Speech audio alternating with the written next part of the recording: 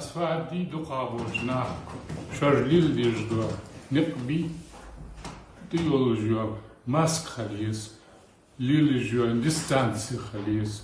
Беречь себя и окружающих, соблюдая элементарные меры защиты, призывают уже не медики, а сами пациенты. Сейчас в ковидном отделении Назрановской районной больницы около 100 человек. Слабость, тошнота, высокая температура – это не все симптомы, обнаруженные у солдат Батыжевой при поступлении. Женщина не устает благодарить врачей за своевременную помощь. Лорьер, сестрайер, техничкер, хаждики хажаб, ценахами.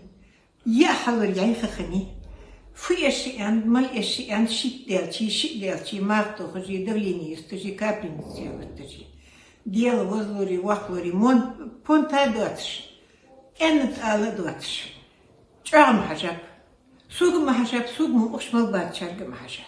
Начиная с первой волны, врачи, не жалея сил, времени и здоровья, заботятся о здоровье пациентов. Сейчас, по сравнению с прошлым месяцем, обстановка в ковидном отделении Назрановской районной больницы полегче. Отмечается спад больных. Количество поступающих за сутки немного уменьшилось, однако течение заболевания протекает намного сложнее. 8 пациентов с тяжелой формой ковида подключены к аппарату ИВЛ. Тяжело поддаются терапии больные, которые поступают с десатурацией, то есть сатурация, когда у них снижается. Бывают больные, поступают с сатурацией 70-80. Сейчас есть много осложнений в виде тромбоэмболии, в виде сепсиса. Практически сепсис на первую-вторую волну у нас не приходился. Это бывало очень редко. А сейчас, к сожалению, это у нас часто встречается. Тяжелое течение ковида обычно протекает на 8-14 сутки. В первые дни у многих болезнь проходит в виде интоксикационного синдрома, тошноты, рвоты, горечи во рту. Симптомы больные списывают на отравление. Даже если у нас тошнота, горечь, рвота, самовольно дома лучше не лечиться. У нас есть амбулаторная сеть, которая, в принципе, тоже, как и мы, все эти симптомы и тактика лечения у них тоже четко прослеживается. Единственное, КТ необходимо делать только после того, как 5 суток после подъема температуры. Потеря обоняния, температура, боль в горле. Коронавирус может протекать и как ОРВИ. Но коварность инфекции заключается в том, что она из легкого течения впоследствии перетекает в более тяжелое. Но общие методы лечения по сравнению с началом пандемии у медиков выработаны. Проводится четкая динамика цитокинного шторма, назначается сразу биологическая терапия.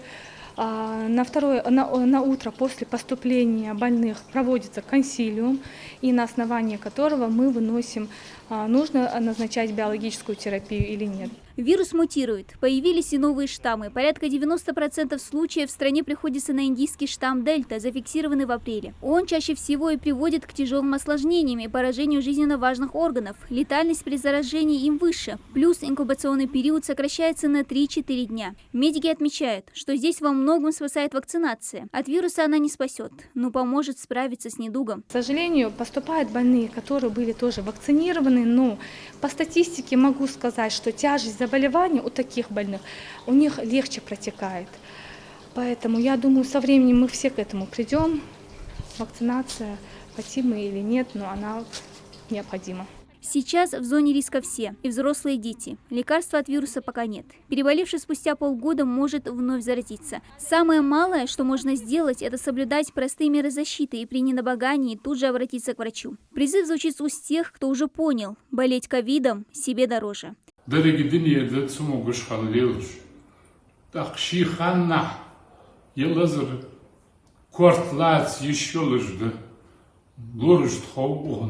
Идешь же до дарб. Баргич халаш, кяхас.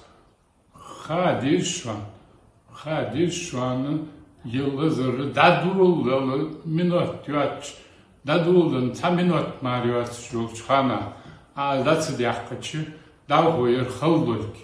Дана Плиева, Магомед Белакиев, Новости 24.